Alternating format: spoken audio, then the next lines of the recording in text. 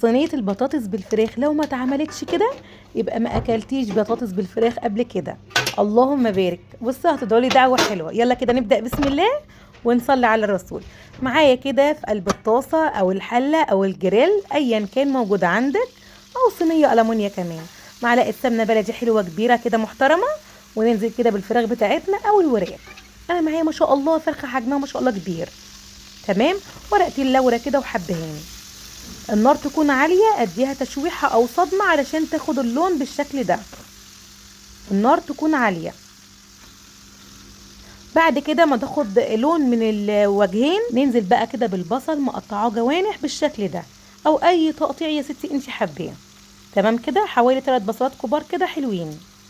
وننزل بقى كده بالتوابل، معلقة صغيرة من بهارات الفراخ، وزيها معلقة صغيرة كزبرة، معلقة صغيرة كمون، معلقة صغيرة فلفل اسمر، وبشرة بسيطة جدا من جوز الطيب، بشرة بسيطة يعني حاجة لا تذكر وده اختياري يعني.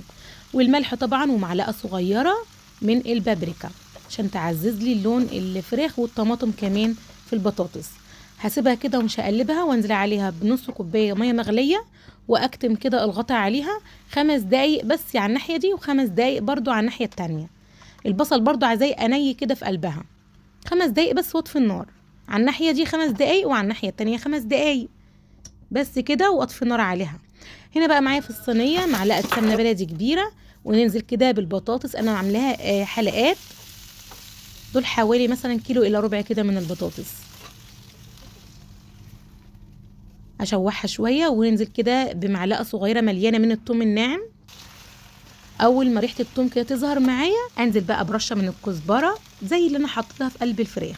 كزبرة، رشة كمون، فلفل اسمر، و7 بهارات. هقلبهم كويس مع بعض كده. بعد كده انزل كده قرنين شطه، قرنين فلفل موجودين عندك، وننزل بعصير الطماطم. عايزه تبشريها في المبشره، عايزه في الكبه سوري، عايزه تضربيها في الخلاط براحتك. ومعلقه سكر صغيره، ومكعب واحد من الماجي وده اختياري. هقلبهم كويس واظبط بقى الحدق بتاعها، الملح يعني. وبعد كده يعني تاخد غلوه واحده كده زي ما انتم شايفين، اخدت غلوه. رحت جايبه الفراخ بتاعتي. طبعا الفراخ يعتبر اديتها ربع تسوية مش نص كمان. ننزل كده بالفراخ والبصل بقى المكرمل اللي واخد لون حلو قوي بالسمنة البلدي وريحته حلوة جدا. هحطها كده على وش الصينية بالشكل ده كده واوزعها. اجيب بقى كده معلقة، واجيب من الصلصة دي على وش الفراخ كده، علشان الفراخ تاخد لون حلو في الفرن كده من الصلصة. يعني كانت محتاجة كده رشة ملح اديتها. هغطيها بقى كده بصينية او اي غطا، اخليها بقى تاخد نص تسوية او 10 دقايق يا ستي، 10 دقايق على النار بالشكل ده. تاخد غلوتين 3 كده، يعني انا بسيبها بحس اني داخلة على نص سوا. اطفي النار وادخلها بقى الفرن. هنا بقى حطيت حتة فحماية كده صغيرة، دي اختياري للصينية، برضو مش حابة تعملها براحتك. الصينية خلاص اخدت لون قمر قوي. شغلت الشواية يا بنات عليها شوية، والرز استوى وطفيت عليه النار.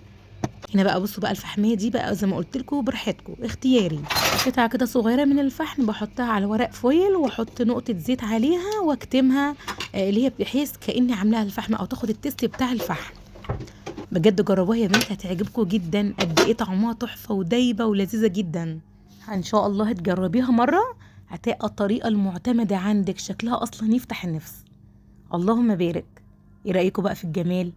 دايبه كده بقى بالسمنه البلدي وريحتها كده قمر قمر. يا رب الفيديو يكون عجبكم، جربوها على ضمانتي قد ايه هي دايبه.